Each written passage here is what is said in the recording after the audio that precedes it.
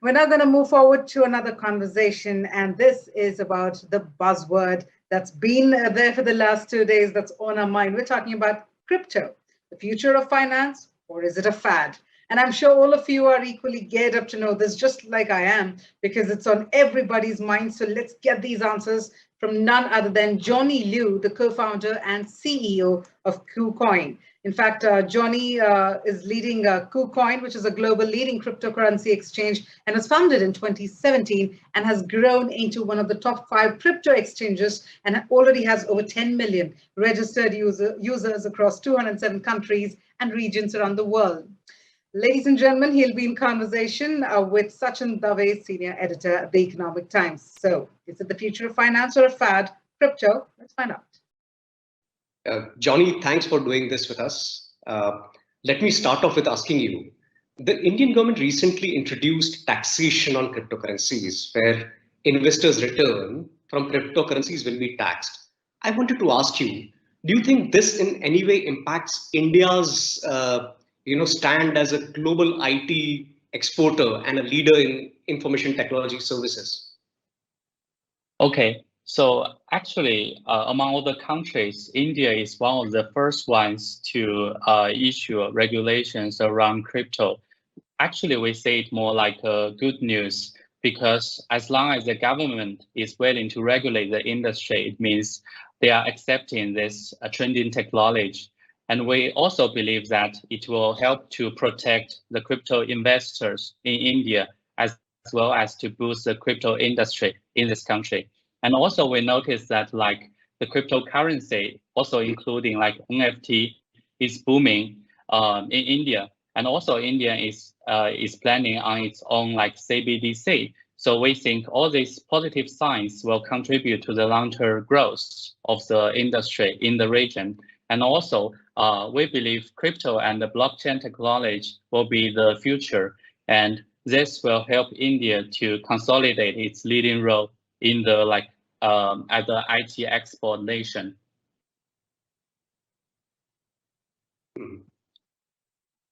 Now, one of the issues that many bureaucrats, including those in India, have raised is that cryptocurrencies do not have underlying value to it. And secondly, it is a risk to the financial stability of a country. Now, I just wanted to know your thoughts on what do you think of these accusations of these statements? Okay, actually, that's a pretty good question. When I just entered into crypto, I'm also wondering about what is the underlying value of crypto and Bitcoin. But since I've been working in this industry for more than 4 years, and through my interaction with all these people in the industry, I started to feel that actually there are two kinds of value when we talk about it. The first kind of value is similar to let's say stock. Why stock has value? Because for every stock there's a real company behind them, right? How the company performs will impact the value of the stock. But we also believe that there's another kind of value which comes from consensus. It's like if everyone believes it, it also has value. And somehow why we think like fiat has value, it's also because like everyone believes it has value, right? Maybe people believe it for multiple reasons. Maybe it's because a very strong country is backing this fiat, so that's why people believe it. There can be another reason. Maybe this is a future trend in terms of like technology improvement. So that is the case for Bitcoin. Actually, in the early days, Bitcoin has been created by a small group of technical geeks, but as time goes by, more and more people started to believe the future of this technology. That brings the growing value to Bitcoin. And it also applies to other cryptocurrencies, especially the ones that has the value to change the world in the future.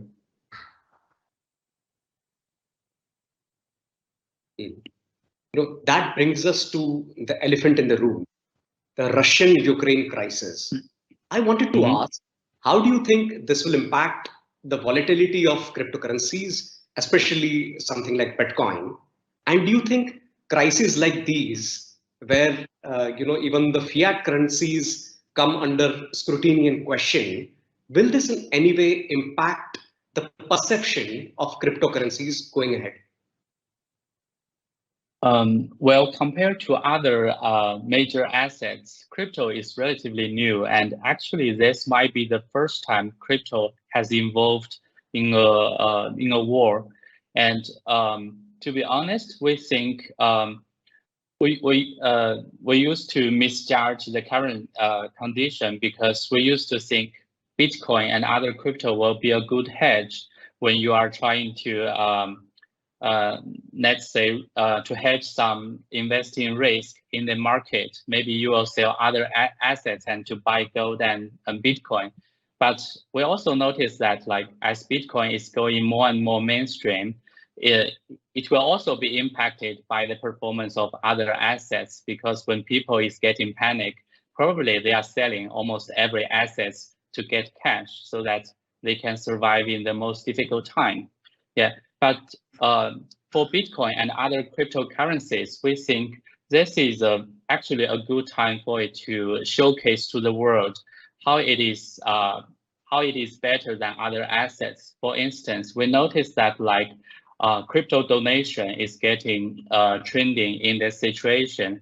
And why it's so popular? Because it will be easier to transfer cryptocurrencies compared to other assets, no matter where you are, no matter if you have a bank account, right? And also, it also shows to everyone that crypto do have a value in this difficult time. We also noticed that actually earlier today, most cryptocurrencies pumped over 10%. It's also related to some local policies, because it says that some countries, they will restrict the cash out of the country. So Bitcoin might be another opportunity, right? For instance, previously, if people want to transfer their assets from one fiat to another, that might be difficult, and sometimes it's the only option in the occasion of a war. But currently, since we already have crypto and other Bitcoin, right? The cryptocurrencies can be another choice for them if they want to better protect their assets in the worst occasions. Yeah, so that's why we think this actually can be an opportunity for crypto to go mainstream, to achieve mass adoption in the near future. Sure. You spoke about CBDC, or central bank digital currencies. Many countries, including India, are looking to come out with its own CBDC. China has already come out with its own CBDC. I just wanted to ask you, how does this impact existing cryptocurrencies such as Bitcoin, and whether this 2022 will be a breakthrough year for CBDCs and cryptocurrencies per se? Well, to be honest, we are talking about this question almost every year, because at the beginning of every year, we always ask, will this year be the year that we have a very large breakthrough in terms of regulation?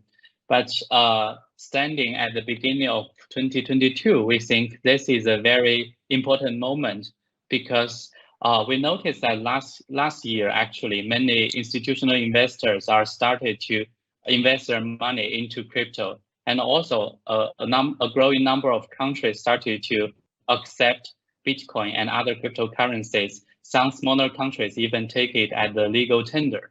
So we think, like, it's uncertainty that all the countries are embracing the crypto. It's a trend, and which is unstoppable. And we believe in the long run, actually, good regulation is a good thing, whether it's about a regulation framework in terms of crypto or crypto exchanges, or it's about issuing the CBDC in this country. As a blockchain technology believer, we think that actually technology is neutral, but in the initial stage of every technology, the governments do need some time to get used to it, to understand how it works, and to try to avoid it maybe impact the traditional system in a negative way.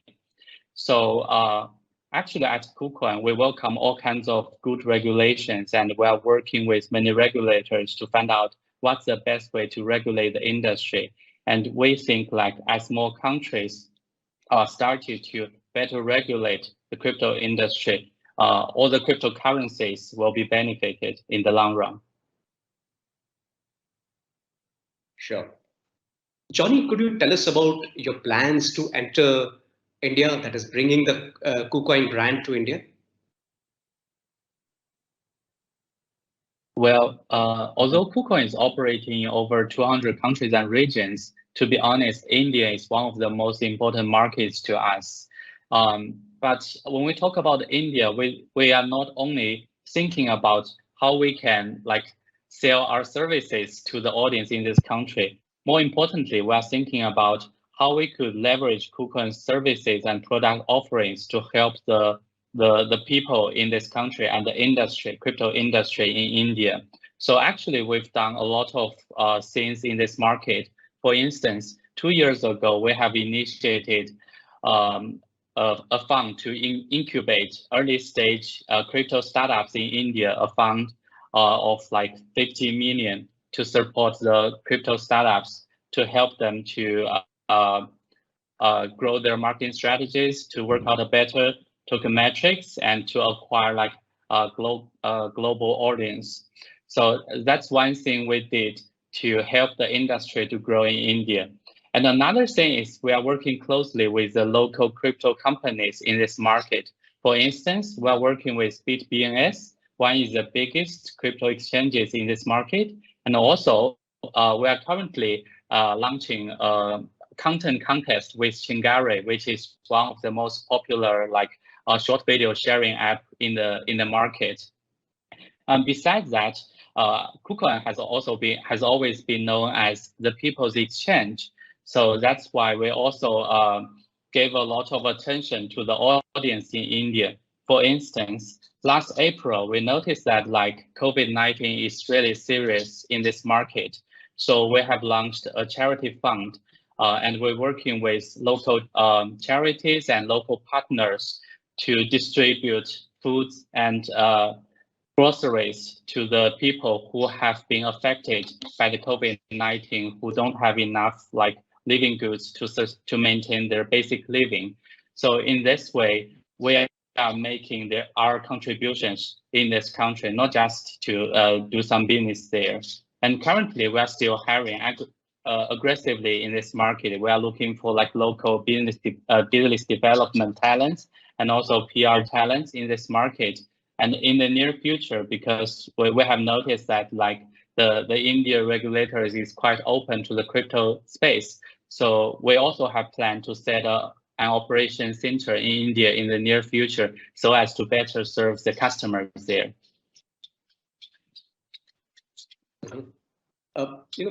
Bitcoin traditionally has been used as a tool for diversification. But lately what we have seen is there is a connection between the tech stocks in the US and cryptocurrencies, the way it moves. Many of the global tech players have also started investing in cryptocurrencies. Do you think it still offers that diversification advantage for individual investors? Okay, actually, in the recent few months, we do notice that like there's a stronger and stronger correlation with Bitcoin price and the performance of US stock. Actually, we can hardly say it's a bad thing because in the trend of globalization, as Bitcoin has been accepted by the mainstream, it's inevitable that Bitcoin will also be impacted by the performance of other assets. But we believe that as crypto native, we believe that in the long run, the correlation will be weaker and weaker because because we believe that as more countries start to accept Bitcoin and start to invest in Bitcoin, Bitcoin price and other cryptocurrencies will be less and less impacted by the US investors. In crypto, we have a concept called decentralization, that in contrary to like centralization. So in the current status, Bitcoin price is heavily impacted by the US stock, probably because they have the same group of investors, which means probably US investors have a bigger impact on the Bitcoin price. But as decentralization of Bitcoin holders continue to grow, so we believe Bitcoin price will be less impacted by the stock market of a single country. So it's more like a mixed result of the global financial market. Yeah. I believe that in next few months there might be a race for traditional fintech companies to get into crypto, while many crypto companies getting into fintech, traditional fintech. I wanted to ask you, do you foresee mergers and acquisitions between traditional fintech companies and with crypto companies, or say decentralized finance companies going ahead? Yes, for sure. And I think it will not only happen in the future, actually it is happening at the moment. We have noticed that like merger and acquisition is getting quite active in the crypto space. And there are many traditional companies, they are actively looking for like partners to work with in the crypto industry. And I think two of the things behind this trend would be NFT and GameFi actually, because those two sectors are getting trendy starting from last year. And this is a very good example how we can connect traditional industry and the crypto industry. NFT, for instance, we noticed that like many artists, whether it's a singer or dancer, they started to tokenize their artwork, make them as NFT. So they think this is a good way to promote their artwork, and conversely, this also promotes the concept of NFT to the mass generation. And also, GameFi is another trend in the crypto space. We noticed that there are many crypto native companies. They are working out a lot of blockchain games, integrating game and decentralized finance. And also there are many big gaming companies like Sony, Microsoft. They also started to invest into GameFi. They are also thinking about how they can integrate token, blockchain technology, and even metaverse into their traditional game products so as to meet the needs of the next generations. So we think the merger and acquisition is just one way they can jump into this industry, and it is happening at the moment actually. Sure. Johnny, I wanted to ask you, which are the top 3 markets for Kucoin as of now? And do you see India being one of the top 3 markets for Kucoin in the coming years? You are right. Actually, India is one of the fast-growing markets for Kucoin, and also we have seen very fast-growing traffic and user, as well as trading volume from regions like Europe and Southeast Asia. Last year, Kucoin has gained over 11 times growth in terms of new sign-up, and in India alone, our monthly trading volume and our monthly new sign-up increased about 8 times and 30 times respectively in this January compared to the previous January. So for sure, India is one of the fast-growing market, and that's why we'd like to double down our invest into this region. Sure. Thanks a lot, Johnny, from taking time from your busy schedule and speaking to the Economic Times. I really appreciate it. Thanks a lot. Have a nice day.